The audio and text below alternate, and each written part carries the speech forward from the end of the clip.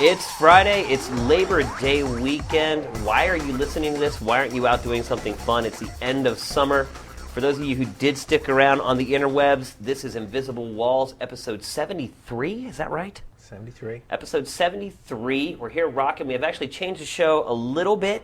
We're now recording the show on Wednesdays to make sure that we get a lot more info into the show that's a little more important and pertinent. I know with our Monday delay, it was a little rough before, so we are recording it a lot later. Hopefully you'll see the improvement in the show. I do have a big announcement to make. I know you guys are all frothing over the brand new PS3 Slim. Well, here's a chance to get one completely free, and hopefully I will not just read this copy word for word and sound like an announcer. We are having a contest on game trailers, and it's sort of linked into our Twitter account, and here's how it works. Every week for 3 weeks starting on September 1st, which is already here, and so you should do this over the weekend, we will tweet a word of the week on our Twitter account. And basically what you need to do is you need to go and you need to write that down and you need to hold it. And then for the following 2 more weeks, we'll add 2 more words of the week. And then once you finally have all 3 words of the week, you need to message Gazelle27, that's Gazelle 27, for those of you just listening to the audio portion of this. Message that person with all 3 words of the week. You'll be tossed into a drawing, and the winner will get a PS3 Slim. You need to get your entries in by midnight Pacific on September 24th. And then we'll announce the winner, what is it, on the 25th? Yeah, we choose the winner on the 25th. You'll know about who won shortly after that. So good luck to everyone who enters. Again, make sure that you go to our Twitter account, look for the word of the week, do it 3 weeks in a row, then submit it by the 24th at midnight Pacific. Good luck, everybody. This is only open to North America. Yeah. Unfortunately, we need to put that disclaimer in. Sorry for everybody in Europe and Africa and Middle East and everywhere else. But not Australia. You're not apologizing to Australia. Ryan's going to war with Australia. Right now, right? But yeah, this is only for continental North America because Shane just bought a new car and we can't afford the postage overseas. Actually, the reason that is because MTV has certain contest rules, and if we start opening up the contest to international audiences, it gets really messy, and in all honesty, we just probably can't do the contest at all. So, sorry, all our viewers and listeners around the world. This is for North America only, but good luck to those of you who do enter. And without further ado, let's get the show going. With the amazing, adventurous, acrobatic, and exceedingly well-known fabulous, flying, Perugini brothers, that's us, my brother Alfredo, and my brother Bill. All right, and sitting in on this revamped show this week, you already heard from Marcus Beer. Hello, me old twinkles. Patrick Morales, fresh from jury duty. Bonsoir. And Ryan Stevens, who you also heard from already. What's up? All right, so the big news this week, and this is only sort of peripherally, I think I just made up another word, related to video games, but Disney bought Marvel this week for, what was it, over $4 billion? That was one expensive comic book. Well, they also, I mean, the caveat there is that they actually do not get rights to produce all the movies for Marvel-related properties. Sony has certain rights to certain movies. Like Well, no, I mean, they have... And X-Men. Contracts. They inherit the contracts, and Right. that's the thing. Sony does have the Spider-Man stuff. Fox has X-Men. There are a number of titles like Iron Man, Avengers, Thor, which are being produced under the Marvel Studios banner, and they already have existing deals with Paramount to distribute some of those movies, and they're still going to go ahead. It's just like when any takeover happens, just like when Bethesda bought id, Rage is still coming out via EA. Right. Now, I think in the long run, this will pay huge dividends for them when all those contracts run out and they have full control over the whole catalog. We may not be alive when that happens, but... No, Disney's been real interesting publishing lately. I mean, they dropped Buena Vista, which they used to use for distribution for like their PG-13 and R-rated stuff. Like, you know, The Crow, that old movie where Bruce Lee's kid, Brandon Lee, passed away. That was technically Disney. Yeah. Even though they put it under Buena Vista. And I remember video games for a long time. That was actually the last great grown-up Disney movie.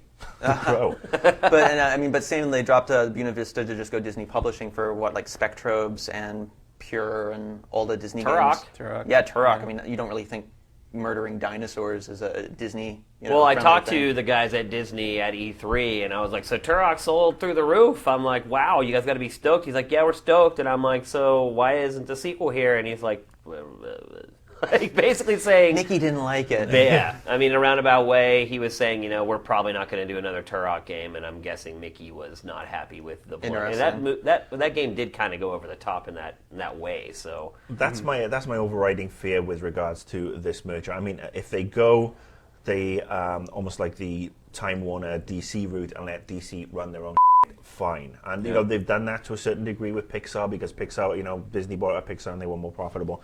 But I certainly hope, and I pray to God that the mouse does not start interfering with Marvel, because as far as I'm concerned, Marvel is holy grail. You can't with it. yeah, but I also think that the Marvel-based movies haven't been as violent as they probably could or should be. Well, yeah, you look at Wolverine. So imagine what happens once Disney gets a hold of it. Is it going to go even farther in that direction? You look at Blade.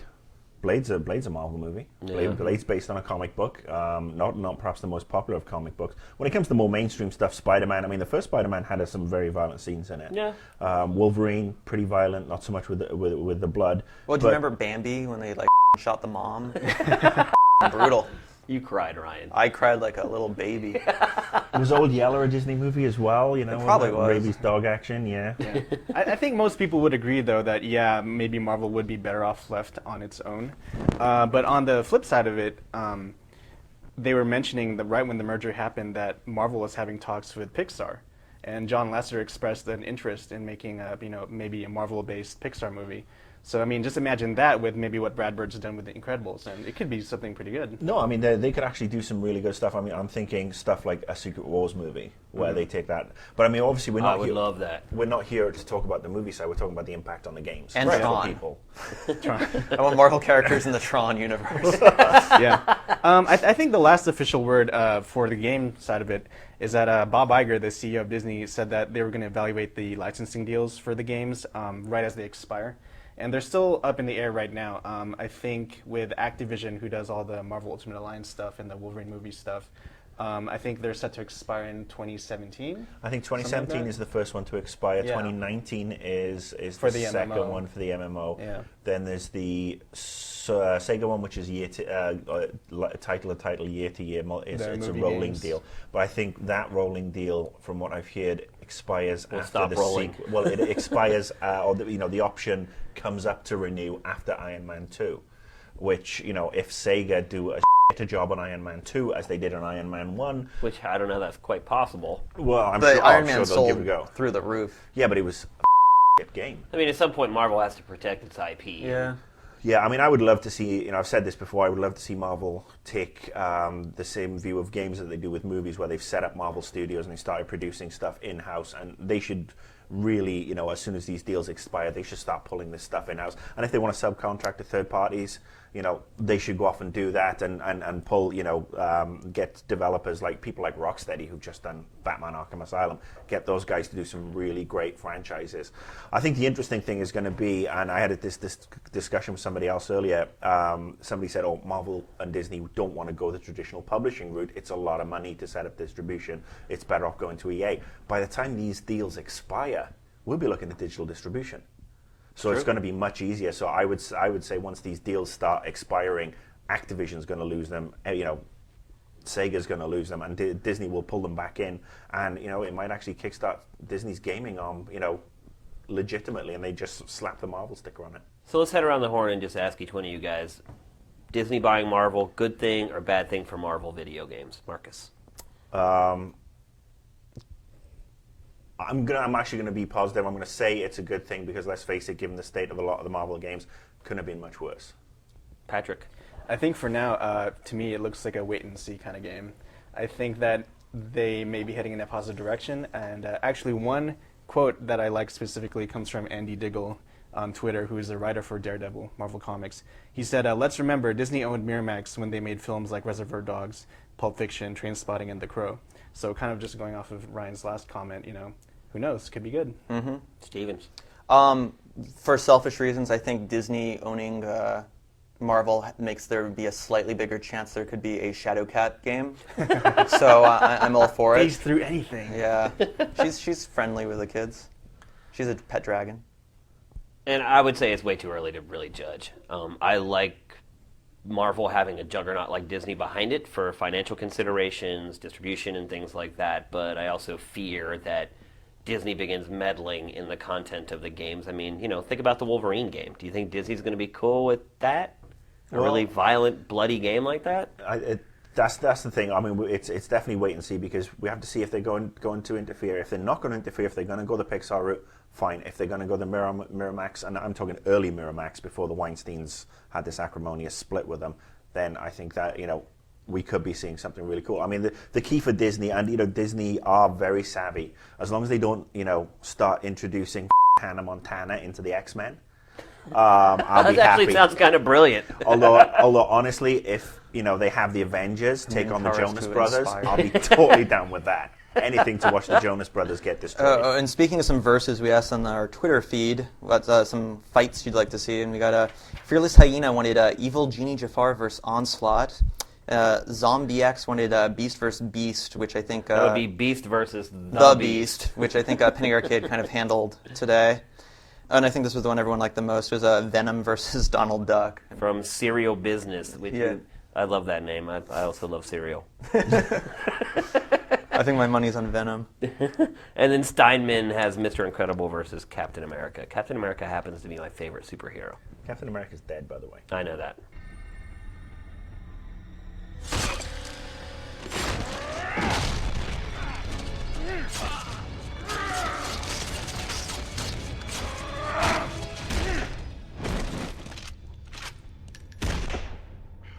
All right, next we're going to talk about Batman Arkham Asylum. I think this may be one of the few games we've talked about this many times on the show, but it's for a damn good reason. The game is awesome. It's awesomest. It is awesome.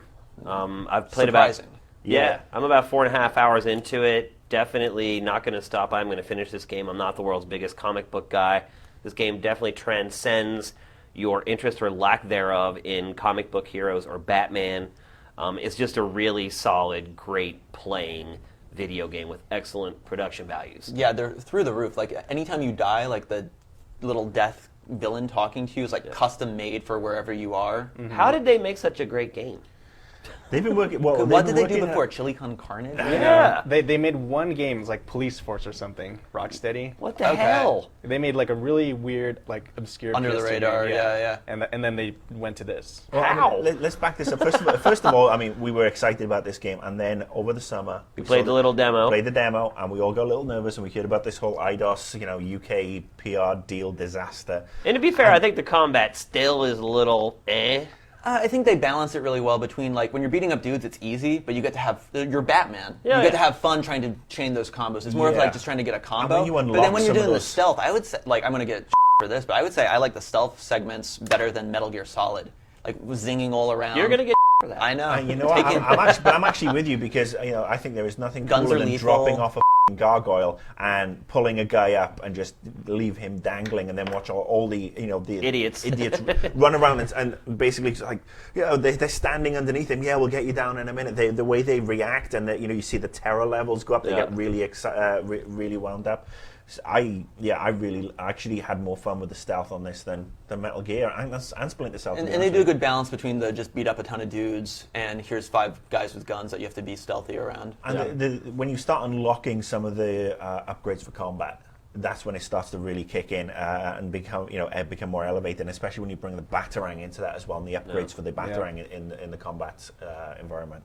I just really liked how they developed the characters. I mean, I know it seems like it's based more on the comic book, but the bad guys in this game feel bad and they feel diabolical. You're scared of the guys. Like, I know Croc. Like, I fought that boss fight for a while, and I was literally scared. The first time Croc got out of that elevator, it was like, finally, this is the killer Croc that the DC universe deserves. He's 9 foot tall. He's armor plated. He's scaly. He'll rip you to shreds and eat you. And some people have criticized that Killer Croc level. Some people have said, "Oh, Batman should be able to take him on instead of being running away." And I think that's total bollocks, because Batman doesn't have any real special powers. no, Batman doesn't really How do you take on Croc How do you one-on-one. fight a dude that's 9 foot tall with armor plating? You go through the comic books, and carefully. he'll use his gadgets. He uses hypersonics to scramble the guy's brain. He'll knock him out with a crane, or he'll put him in a net and electrocute him. But there's nothing there for him to do that. So they do a good job of setting up that scenario scenario and making it plausible. Yeah, going back to what Shane said about the story, I really like how they handled it as well. Of course, you've got all the show talent. You've got Mark Hamill, Kevin Conroy, Paul Dini, the writer. But then again, it's a really interesting pastiche because it incorporates elements from the comics as well. It's neither the cartoon or the comic. It kind of makes this weird little niche for itself, which is really cool. And I think for it to be independent of all those other forms and have it just be in the game is really cool. Paul Dini did a brilliant job. This yeah. is one of the best written video games I'd agree. I have played in ever. And probably one of the best voice-acted video games. Yeah, Absolutely. I actually get excited when I find the interview tapes. Yeah. Yeah. Ooh. Yeah, I actually stay and listen to them. I don't, cancel out of it like I do And- Bioshock or But something. you can actually, I found out you can actually walk around and listen what's going on too. Yeah. And let's look at the graphics. I mean, let's look at the characterizations. We talked about Killer Croc, how amazing he is. But I mean, Harley Quinn All of looks them. phenomenal. Joker. Oh, but- Poison Ivy is so hot in this game. But even Batman taking damage Yeah. as the game goes on, getting the tears in your cape and Yeah. like stuff like that. Little attention to detail, Nice but that's little what makes marker it. of That's what progress. makes a game great, good for, And to that's great. why I can't believe that they made this game.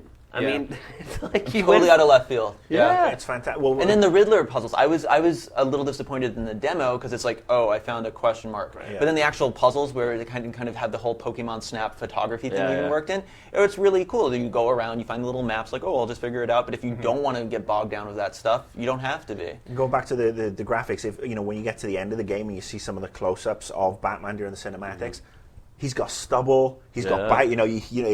He's getting really kind of pale because he's been beating the crap out of everybody all night. That's just insane. Love it. A little bit of a sidebar, but I think Rocksteady, who made the game, they mentioned in between Police Force, whatever the game they're working on before to Arkham, they're working on a treatment for a next-gen game, and I think Eidos was the one that approached them, and then they just Who gave them this game? That's, I mean, mixed the two together. that took some balls Yeah. to hand Batman to a developer who's made hardly anything. just one game, And then for them to literally. just knock it out of the park like that, yeah. Eidos got lucky. it needed it, though. Time Eidos needed a hit. Well, yeah, I mean, and it's ironic that Eidos doesn't exist anymore. Right. So, I mean, what Square Enix happened? era. I mean, I don't want to spoil away the ending, but it does set up a sequel and DLC course. down the line. But with Eidos gone, I can't see Square Enix taking this on. I can't see them having the skill set to market this type of game. They'll And take so all that Maybe money. maybe they'll give it to Grin. Ha ha ha. I still can't believe they were going to have Grin do a Final Fantasy game. Grin is dead. Bizarre. I know. Well, Grin is that's part dead. of the So joke. I mean, I think we'll see this revert to Warner Interactive now, and that's where it belongs. But this is the model that go back to Disney discussion. Disney need to look at this, Yeah. and Marvel Games Studios, whatever, they need to look at this because this is what we need. Games that, as you said, transcend the comic book. This would be a frigging great game in its own right, whether you have Batman or not. Doesn't matter what the character is. And the other thing I'd really like to say, what really impressed me, no bugs. No bugs, no glitches, no clipping, no dodgy bits of cinematic. The one segment where I thought, oh, my machine spazzed out, It was intentional. it was intentional. Yeah. It was intentional, and me and Pretty Patrick clever were too, looking at each yeah. other and just laughing because then it kicks off into a really cool segment, which I'm not going to spoil. If you haven't bought Batman Arkham Asylum yet, it's one of the best games of this year or any other year, in my opinion. It's a strong contender for Game of Year, and I know we have a lot more stuff coming out, and I'm a Bat fan. I make no bones about it, but this is one of the best games I've ever played, and I'm already replaying it because of all the challenges I need to finish, and I want to crack hard level. I just want to unlock everything. I wouldn't go that far. I wouldn't call it one of the best games I've ever played. And to qualify this, I'm not a Batman fan. Great game, very solid. Well, I'll say for this year so far, It's one of the better games this year. yeah. But, I mean, when you're talking about one of the greatest games of all time, you're talking about games that created things like Lock-On Combat. I mean, you can't put this game into the same class as those games. The thing I will say, this game, everything this game does, it does very, very well, and it Yeah. takes a lot of things from other areas, Splinter Cell and Metal Gear Solid, and makes the combat easy, and the stealth is really intuitive, and you've got the detective mode, and you've got this great storyline, this great acting, this great audio, this great video, and it comes together as a perfect storm, and that's why it may not innovate. In the regular sense, but I think it innovates because everything it does f***ing well. And I would agree that it's one of the better games I've played that really just was an amalgamation of a lot of other ideas put into one. And I would definitely agree with that. But when you start talking about greatest games of all time, I don't think it belongs in that class. When you take an insane person to the asylum, you're just taking him home. All right, a couple big trailers came out this week that actually were more than just trailers. They revealed a lot about the games that they were representing. One was the first trailer for Grand Theft Auto. Is it The Adventures The of Ballad The of Ballad. Gay Tony. The Ballad of Gay Liberty Tony? City Stories. What's the full thing they Yeah. want? Yeah, Whatever. it's Liberty Let's just say Liberty Gay City Tony. Do you think Legends they're trying Chronicles. to keep the word gay out of the title? I think they're just trying to sell the box set more. So, Yeah. Who knows though? I mean, it's Rockstar. Yeah, I mean, Well, it's funny that it's a 360 title. It's going to be downloadable, and you can't put the word gay in any of your avatars on 360. yeah. It's that brings up a bigger discussion, I think, about, sort of gays in games and how that's marketed. I mean, there hasn't been many games for gay people, if any. I guess the Tingle games from Japan could loosely be Ambiguously. Whatever yeah. do you mean? Captain Well, I mean, Rainbow. No, there was what was that? There was a BioWare. No, there was some RPG where you could, like in Fable you could Right. Well, yeah, I mean, Empire. BioWare, Mass Icewind Effect. Dale. I think Icewind Dale. You could have you could Yeah. like rescue a gay guy and he could marry you and stuff like that. Well, I mean, Mass But this Effect. is the you can first have- game to really have it in the title. The main character is blatantly gay. Do you guys think that that's going But to it's not- hinder the it's not sales character of it? It's you're not the playing, main though. character. It's not Right. the main character. It's He's the the character you main report. character, but he's not the person you're playing as. Yeah. I honestly, let's face it, anybody who has a problem with buying it because they're gay, they're ass anyway. Right, but that's beyond the question. The question is, do you think it's going to hurt sales? It'll be And interesting. do you think to see. Rockstar honestly, is massaging it? I was thinking that because sometimes we don't have the nicest comments Right. on our trailers, but Yeah. for the most part, I mean, there was some things that were kind of borderline, but I didn't see anything. I didn't see that many things over the top, like homophobic in the comments, and I was surprised. That's surprising. There was some comments like, "Oh, I'm glad I'm actually playing a straight dude," because I envisioned myself as the guy. I'm like, okay, but I mean, I was really surprised. I think the power of Grand Theft Auto may cross boundaries of. Well, But do you that's think going to be homophobia. interesting, though. I mean, Grand Theft Auto is one of the more, machismo. That's what I'm games. talking about. Like, it's one of those So- games where it's a dude's game. It's the guys who buy Madden buy Grand Theft Auto. Are those guys going to pay for this game? Yeah, so it'll be interesting to see. I mean, do they want their Xbox avatar to say, so and so is playing the Ballad of Gay Tony? Right. I mean, Which is maybe why they're changing. They're kind of diverting or massaging how they're naming it. You know what? It's the character you report to. He's this gay gangster. Good luck to them. I think if they should stick to their guns. I'm looking forward to playing. I'm actually looking forward to playing this more after seeing the trailer and Great trailer, by the way. Yeah, Well, let's talk about exactly the game. I mean, instead of just You talking see about the the helicopter picking up the train car? Game. Yeah. That's like crazy. I mean, Well, I there's honestly, base jumping apparently. You can just Give it a jump off parachute. of wherever. Well, you and- see, you have to. Yeah, you got to. The parachute. You have to. You can bail out the And helicopter. it seems like there's actually new. Like, I mean, I didn't play Lost in the Damned, unfortunately, but like from what I gathered, it was a great story and everything, but it didn't actually. I mean, there was more bikes, but there wasn't actually new gameplay elements. there wasn't a whole lot, no. But this looks like. I mean, there's actually new gameplay elements. I mean, they're like variations on a theme, but I mean. Well, base jumping's brand new. I mean, Yeah, just I see know, him but I playing mean, the San side of the Andreas had building. the jetpack and stuff like Right. that. Not exactly the same, but. Well, it seems like they're building up with these expansion packs up to the point that the series had gotten to in the last gen of consoles. So they're kind of repeating the whole process over again. They're sort of giving you drops of these. hopefully, there won't be exercising and food. Yeah. Yeah, we could do without that. But I mean, honestly, the thing that cracked me up. I mean, they always have the best soundtracks. Oh, yeah. But I just love the whole choreographed disco. Yeah. Do you think there's going to be like a rhythm mini game, or did you see they're Really? playing instruments? I know, I'm just Yeah. wondering. I mean, there could even be like maybe they'll do like a Guitar Hero spoof or something Well, like that. the club scene seems to be a pretty big Choreographed. part of that. Well, Rockstar, I mean, if you go to their offices in New York, there's house music playing. They have like turntables set up in their offices where their guys that work there that play house music can go up and DJ whenever they want to. They're kind of already integrated into that club scene thing, and I think this might be sort of a pet project for them, saying, okay, well, this is the culture that we have outside of work. Let's finally bring it into one of our games. Yeah, There's lots so- of shots of the DJ behind the turntables and people on dance floors. And I just hope there's some cool mini games involved Yeah. that are like side missions, like maybe you drop E and you have to hug like 10 people or something like that, and find orange juice. drink a lot of water. yeah, you have to drink water every like 5 minutes. Is it GTA turning into The Sims? That's interesting. Well, a actually. cool version of The Sims. very Yeah, cool, that- an that's enjoyable actually- version that's of a The joke. Sims. That's actually interesting.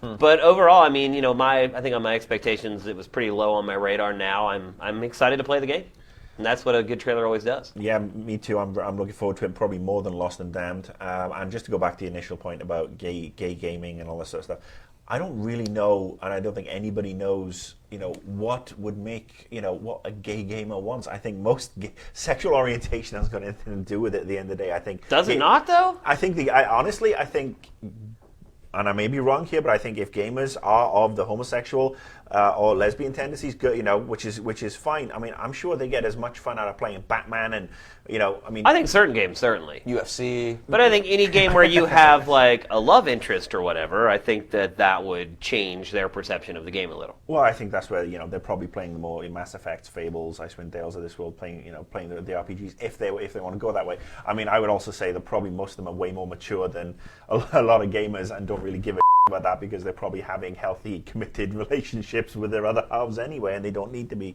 fulfilled in that way by a video game. Yeah. So the other big trailer that came out was a new trailer for Modern Warfare 2. I don't even know if we'd call it a trailer. It's one giant gameplay clip. Multiplayer. One giant one and one little one. Yeah, I'm actually more interested in the little one. That Yeah. hot seat server swapping is awesome, and if that's actually how long it takes to reconnect, like hats off to Infinity Ward. That's I don't great. think most of the people that watched that trailer even understood what was going on there, though. It was kind of confusing as to what feature they were showing off during the whole disconnect, reconnect. Yeah, in a nutshell, if someone who's hosting drops out, they're going to reconnect it to someone else who's playing, so the game will go on. So that's And just it took, awesome. about a fraction of... They were probably on a LAN, but still. It was, It took wasn't like the best 5 experience. or 6 seconds. I don't know. That was really cool, though. well, then the other thing that they showed really was using the sort of the blast shields Which, yeah, to escort the flag carrier. But it's still the people are getting dropped left and right. Well, then it's funny. He comes around the one corner carrying the flag, and he shoots somebody with a blast shield right in the face and just kills them like that. So I thought he Still had him realistic. I thought he took him from behind. Ooh, title the gay together. game segment. I did like the whole blood spray from when you got hit and how it gradually dissipated. I thought it's gonna be huge. It's going to be awesome. I'm so stoked for this game. Let's be honest, Capture the Flag is just a great mode. It always has been, and it always will be. Yeah, I mean, since they added it, was Quake the first-person shooter to have it? Quake 1, probably? I mean, is there any Just moment great. in video games in general that gets your heart pounding or is more exciting than when you've grabbed the flag and you're trying to get the flag to your base? No, it's Anything. When you're rolling on epic loot for World of Warcraft? I mean, seriously, maybe something like that. But I mean, otherwise... I hope the random number generator comes up in my favor. But otherwise, I mean, that moment where you've got the flag and you know that there's 18, 20 dudes that are all after you, I mean, your heart just starts pounding. It's like... The other thing I'd say is there's all the new kill streaks. Yeah. I think, people are always being like, you took my kill. It's actually going to be part of the tactics now. It's like, let this guy get these kills so he can Right. get these awesome power-ups. I don't know how coordinated that's going to be. Well, then it comes but- down to how much do people care about their own stats versus winning. Yeah. Which, as we all know, usually they err on the side of my own stats. Well, I think that also means that they're going to try and push the whole squad, guild, clan ethos, and perhaps more it'll be lead to more clans on Xbox Live and PSN as opposed to being predominantly a PC based environment. You get lots of clans there, so Their promotion of this game is very interesting, don't you think? I can't wait to see what happens next. I'm assuming the next thing will be another multiplayer, but after the first one being a real cut trailer, this being a gameplay clip, Yeah. it's I what's just hope next? I mean, you explain remember it the better. first Call of Duty 4, and it's like, most of their trailers were just huge, epic. I mean, towards the end of the cycle, they started arcade putting out mode stuff and, like that, but... old-timey mode. I mean, there were several epic trailers, and we really only got, one of those so far, so... And the trailers have been focusing more on multiplayer because everybody knows multiplayer is what's going to sell. That's this where game it's now. at, yeah. And the single player will probably be over like the first game in 7 or 8 hours, and then ultimate. And I've talked to some people that never even played the single player of Call of Duty 4, which I'm flabbergasted by because it's freaking awesome. But a lot of people don't do it. I think it's maybe a lot of people that came into the game later and just heard about it because of multiplayer, or they saw all their friends on their friends list playing it or whatever. But yeah, I mean, if the mission of a trailer is to get people excited, in my opinion, mission frickin' accomplished. What's wrong, T? I've done a deal with the wrong devil, man. I'm the only man in the history of this town with the hottest gay and straight clubs at the same time, and I'm about to lose everything. All right, and for those of you who have stuck around all the way to the end of the show, A special treat. we do have a special treat. Thanks for hanging in there, and Patrick is going to tell you about it. Yeah, so I guess you guys have been maybe heard about Heroes of Newerth, which is basically a competitor to League of Legends. It's a Dota-themed game. It's currently in beta right now, and we are giving away beta keys for it. They are pretty hot right now, I'm told, and we have about 200 to give away.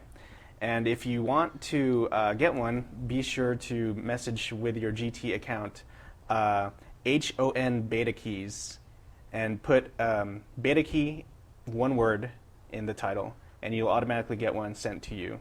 For those that don't know, Heroes of Newerth, again, is a Dota clone. We ran an exclusive trailer for it last week if you want to see a little glimpse of the gameplay. It's really cool. It's in beta right now, so go check it out. Now, any stipulations with this beta? I know when we did Fat Princess, the people that took the beta keys had to actually give us sort of a quick report on their experience with the game. Will people need to do anything like that with this beta?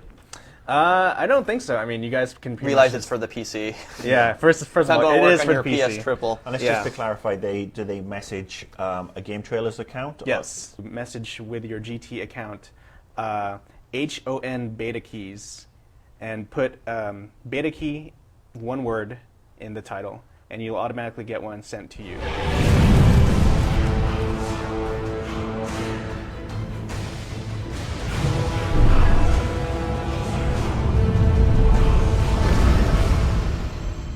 All right, that's going to do it for episode 73. Hope you guys are all having an awesome Labor Day weekend. Is this actually one holiday that's global? Do people in Europe get Labor Day? People That's in Europe May do not. 1st, right? No, I mean you get the August bank holiday in the UK, which is just gone. I would have thought actually it was last weekend. I would have thought. But yeah, that's Labor Day is a US only holiday. I'm not sure if they have it in Canada. They might have it up north. Well, for our peeps in Europe, just act like it's Labor Day anyway. Kick up the feet a little I think bit. you guys have had, they had the holiday last weekend. I mean, they actually get a couple of really good sort of like summer bank holidays and stuff like that. So Well, don't they get like 3 months of vacation every year anyway? they England only gets 1 month. they, Hardest working people in Europe. they only They get get a month. 7 weeks in France, I think. But I think the downside is that back home in the UK, we only get one afternoon of sun. It's on a Tuesday. Touche. It's on a Tuesday sometime between. And there's only 3 June dentists and- in there. They're all nearsighted. Yeah. All right, well, thanks for watching. Thanks for listening. Have an awesome Labor Day weekend. We'll see you guys next time. Invisible Walls out.